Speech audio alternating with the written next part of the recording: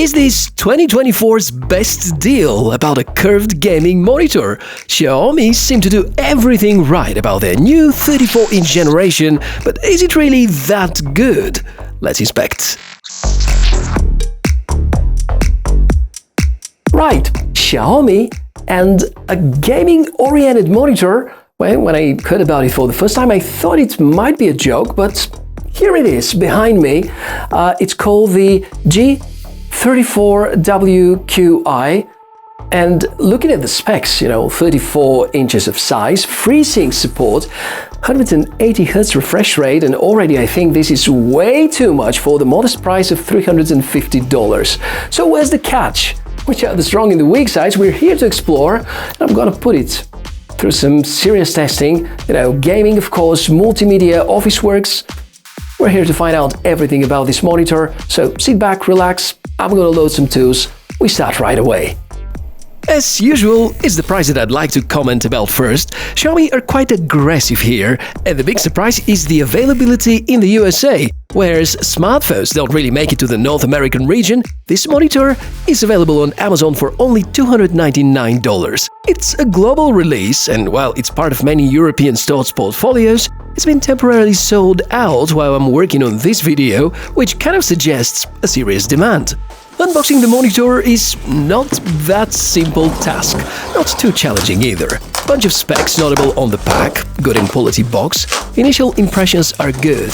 If you unbox on your own, pulling up is not such a good idea. Instead, lay the box down on the side and gently pull it out. Call it faith, but the user guide was the first that I grasped. Here's the accessories section, with a stand basis, a power adapter and the remaining part, which also has to be mounted to the base. Then we lift the top cover, and here's the monitor. Very clean design, obviously using a QR mount on the back. It took me only several minutes to put together the stand and attach it to the backside. If you prefer to use a wall-mounted stand, VESA Standard is also supported. Apparently, we already know about the size and the shape, but why don't we dig a little deeper before getting to some more testing? Yeah, besides the 34-inch curved panel, we have a 1440p resolution, 21:9 aspect ratio, 1 millisecond MPRT response time, has RGB color space compliance. It is a VA panel with 178-degree viewing angle, 2 HDMI and 2 display ports are available, and the weight is about 6.9 kilograms. Yeah, these specs, for this price point, you can't really ask for any better technical specifications for the monitor. And yet, Xiaomi play their cards about marketing really well, because they focus our attention on things which are super exciting, like the 1 millisecond MPRT, motion picture response time, or the 180Hz refresh rate, or the FreeSync support. I'm actually surprised they don't make a big deal out of the fact that there's calibration report included in the packaging, straight from the factory. I didn't really get such with my few times more expensive Dell editing monitor, but that's another story. So that's a really big bonus. Also, the monitor behind me, it has a VA type of a panel. Probably not the best in the monitor industry, but right about a good choice for this particular niche. Well, the thing with these VA-based panels is that they might be really good about contrast in certain scenarios, especially when you sit in front of them, really well balanced. However, when you go to the sides, there's going to be a bit of a contrast and color shifting. And I feel that this doesn't take away from the glamour of this monitor, because thinking about the price, less than $350, and when we think about the overall color tuning, when we think about the 34 inches of size at the really good resolution and the 180Hz refresh rate, which is typically accessible for higher-end devices, yeah, that's still too good to be true. So let's check some real-life scenarios. Since we're again in the zone of gaming, I once again got to see my mate Alex. When it comes to shooting at some moving objects in a game, kind of hard for him to pass. Well, having spent some time with the monitor, we have together agreed that the performance is way above than what you'd usually get from a monitor in this price niche. If you don't need to go for some advanced color spaces or ultra-thin panels, or some cutting-edge connectivity standards, G34WQi not only covers the essentials and the most used features, but will actually deliver very pleasant experience. Well, we did have slight disagreement on the color representation. According to Alex, it leans a bit towards magenta, and I feel that in some moments the greens are a bit stronger. One thing for sure, in the menus, there is no way to adjust the temperature based on controlling the Kelvin's value. Not a deal breaker, but one of these distinctive to the high-end monitors features. Still, the colors look pretty excellent even with the defaults, and with a bit of tinkering, I'm pretty sure you're going to extract even greater results. Accuracy is also top-notch. Note that this mono won't be a great choice for video and photo editors and anyone who is in the need to use colors greater than 8 bits. So gaming is indeed the primary focus.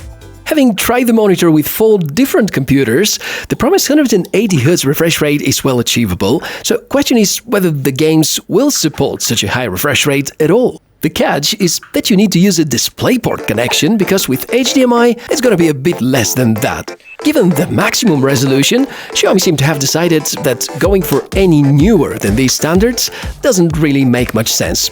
As stated already, the VA type of panels might introduce certain color or contrast shifting if you're not well centered in front of it, something that I've noticed a few times already, but if you use the monitor on a daily basis, it's something you will stop paying attention to after just a couple of days.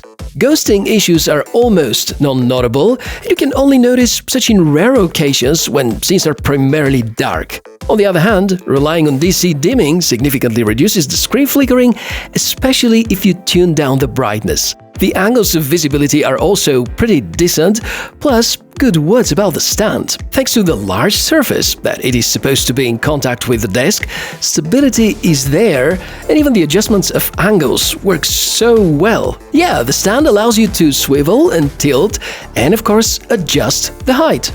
I'm still not able to provide feedback about how this stand is going to perform in the long run if you make changes each and every day, but based on the good quality of the materials, I have the confidence it's gonna last. Now, if you're interested in a bit more scientific approach, this is how I've decided to test the maximum brightness and the color accuracy. Using monitor calibration tool, I got to adapt the colors as close as possible to what is expected to be called accurate. Since different tools may show different deviations about the results, take it with a pinch of salt. As for the brightness, 350 nits is rather an impressive value. Still, having a result not far below the advertised maximum is an evidence that Xiaomi seemed to deliver on what they promised to. By the way, if you game at a dark room, there's a nice LED on the back which you can further tune from the menus, and they are accessible with this multi-function button, and lots of things are available that you can check and adjust. There are a few extras that you can enable, such as the HDR10 support, the various profiles, and the usual tuning of brightness, contrast, colors, and so on. Good, let's take a breath of fresh air before the wrap-up, and of course highlight some of the shortcomings. My major complaint is the lack of a USB hub option. This feels like a must-have these days. The outdated HDMI standard and the lack of automatic switching between sources. That's what I'm mostly not happy with. In the end, it's gotta be kind of catchy to make proper conclusion about this monitor, because after all, it happens to be a niche product. Yes, very interesting and quite unique, oriented towards gamers. For example, not a good match to me, because I don't need this kind of aspect ratio. Maybe I need a bit higher resolution. But for gamers who care about refresh rate, that can be a very good deal. On the other hand, there's something bugging me all the time, thinking about this value of 180Hz refresh rate.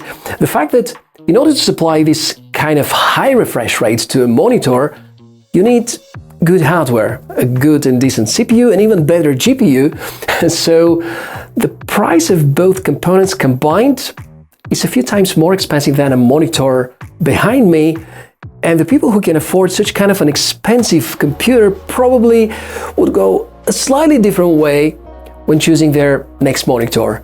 But I think that the G34WQi could be a perfect match for the people who are looking for a great monitor on a budget, supporting the remarkable 180 Hz refresh rate. So I'll be glad to hear about your opinion. Do you prefer to prioritize buying a more expensive monitor or investing more in decent CPU and GPU and overall computer performance? Comments are down below the video, and thank you very much for watching this episode. In case you have questions, you know how to reach out. In case you want to support me, well, a few more ways to do it. You can click the like, you can subscribe to the channel, you can become a channel member, and you can check the video description for any of the links which are greatly helping me to do better and more consistent reviews. Thanks a lot for watching this one. I'm the TechMishka, wish you a fantastic day and hope to see you in the next one. Bye!